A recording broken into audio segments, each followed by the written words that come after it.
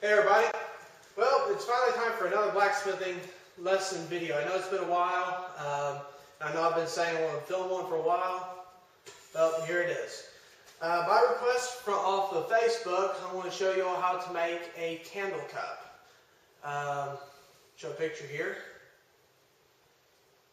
Yeah, so that's what a candle, well I'm talking about, a candle cup. To do this, you're going to need a piece of 3/4 inch inside diameter black pipe. When I say black pipe, I mean not galvanized. Galvanized, when you heat galvanized metal up, it lets off a deadly fume. There's a gentleman that I know of. He forged with galvanized metal, and 3 days after that, he died. So just don't use galvanized in your forge, in the shop at all. This is 14 gauge, black pipe, 3/4 inch inside diameter. So, let's get to it. Now, before I heat this up, I want to show you basically what we're going to be doing. I'll be using a ball peen hammer. I use 24 ounce. What you're going to do is you're going to set this on the horn of your anvil, and you're going to hit right here on that very edge, and you're going to make that thin, the end thinner.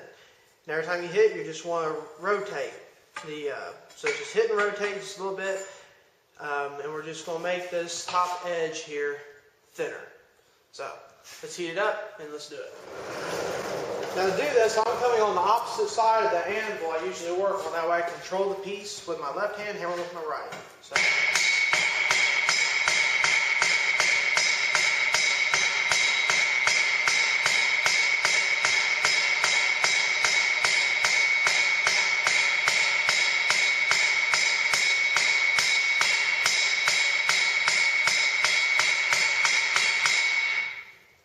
Alright, that's got it. As thin as I want it, and it's starting to flare out a little bit, as you can see. Alright, now the next step, we're going to take another heat. Now this next step, I'm going to take my left arm here, and I'm going to pick up on the pipe, and I'm going to still hit flat on this, and what that's going to do is that's going to start to flare out this end, because we're going to want to curl that over. So let's take another heat, and we'll do that. Alright, we got another good heat. Set this on here, lift up left hand, and we're just going to tap. Trying to kill it.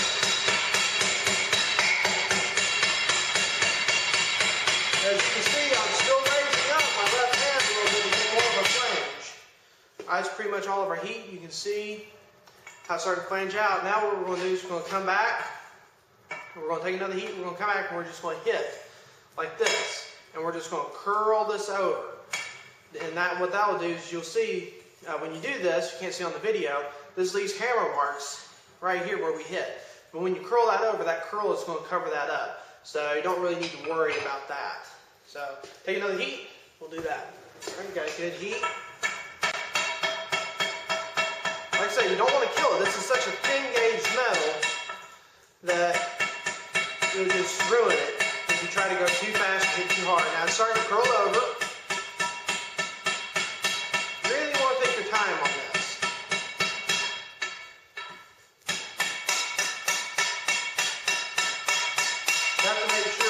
Unless you want to abstract candle cup, that you're keeping everything even on all sides.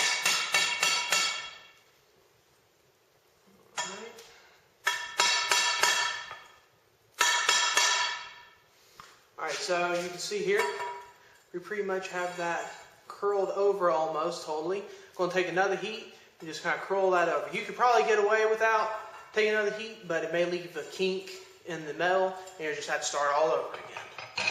So, take another heat and we'll finish it up. Alright? So we're just going to, just real light little taps.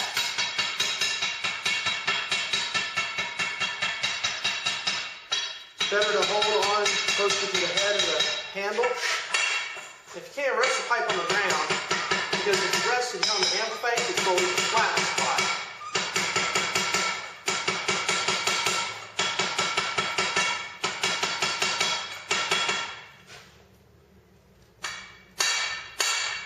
And still, if you have any places that are uneven, you can still just slightly tap. And then any kinks that formed inside the curl, you can just take out. Some little taps. Well, that looks pretty good. Now we're going to take brush, In this case, I used a wire brass brush. It will leave a color on here, but it will go away as soon as we take another heat. But we just want to get all that scale off.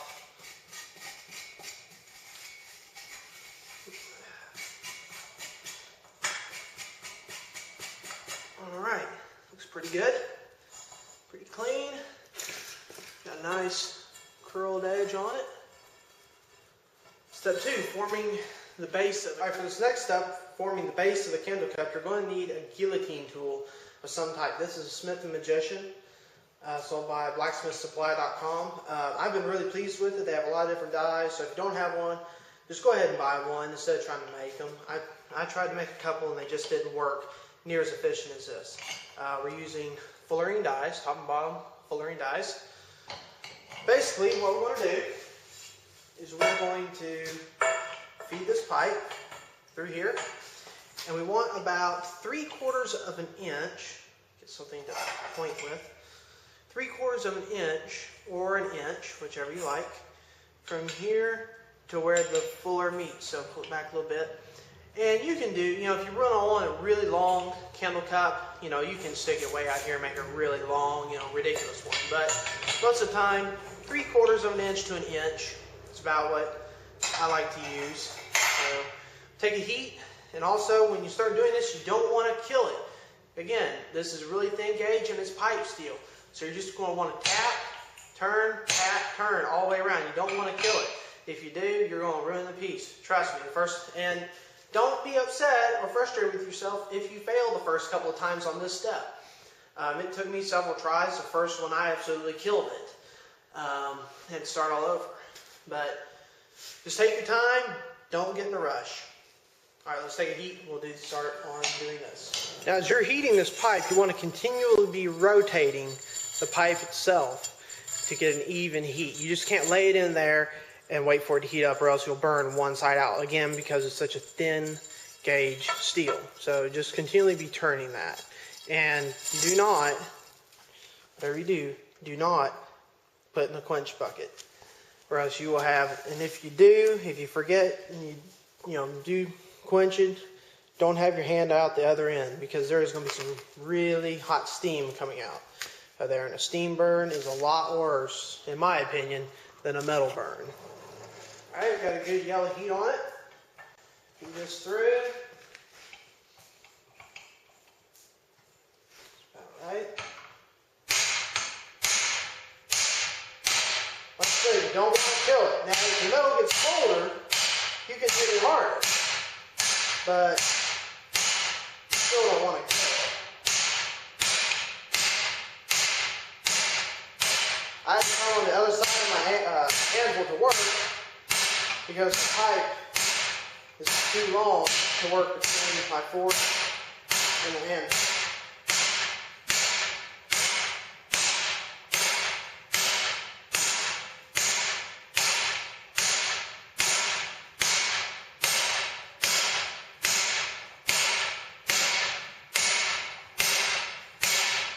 Alright. I made that a little bit too long. Longer than I wanted, but I can fix that. Since I don't have much of a fuller mark in here, I can still come up the pipe a little bit. But other than that, that's a good start. Take another heat.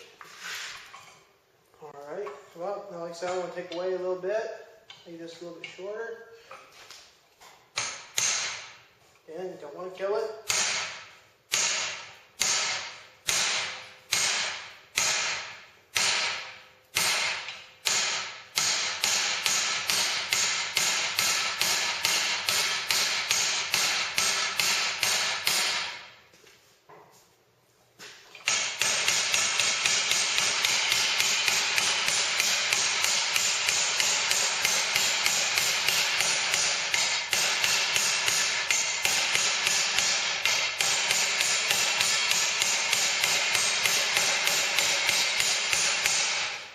As I said, the colder it gets, the harder you can hit. Now that looks a little bit better.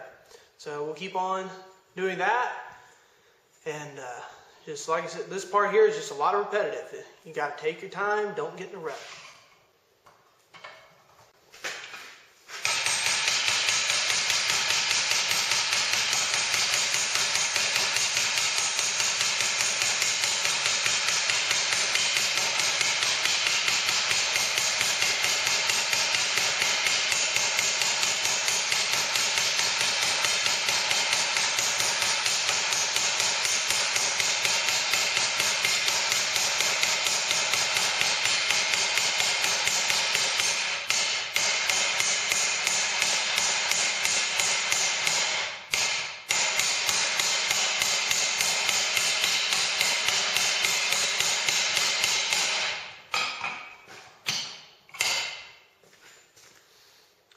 Come along, I'd say 1 or 2 heats will get it.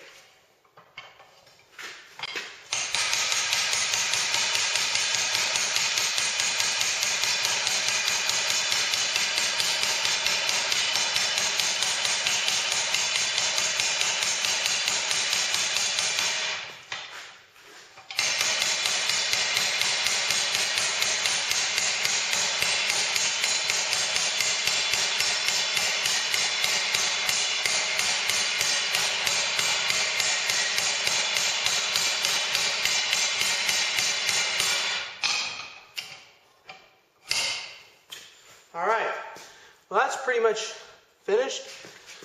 Now there's 1 or 2 things you can do with this. Now that you have basically your candle cut finished, you can either cut this pipe off right here at the bottom of the stem and forge this really thin part of the stem into a tenon for a mortise and tenon joint on your candle cup.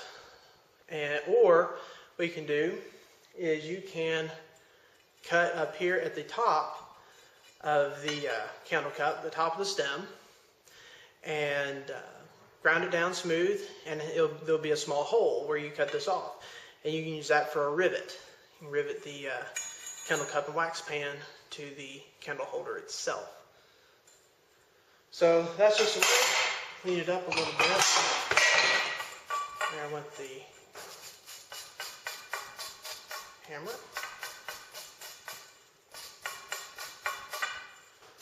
I like to use a brass brush on this. The butcher block brush is just such a rough brush. You'll mess up the candle holder itself. And too, the brass adds a nice color to it.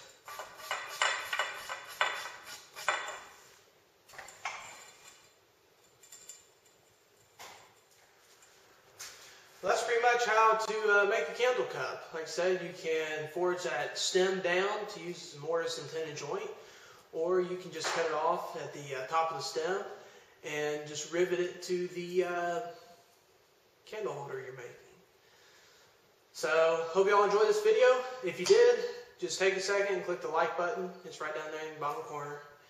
And leave a comment, tell me what you want to see in future videos for either on the homestead or in the blacksmith shop. So until next time, see you later. Now what did I do with my other hammer?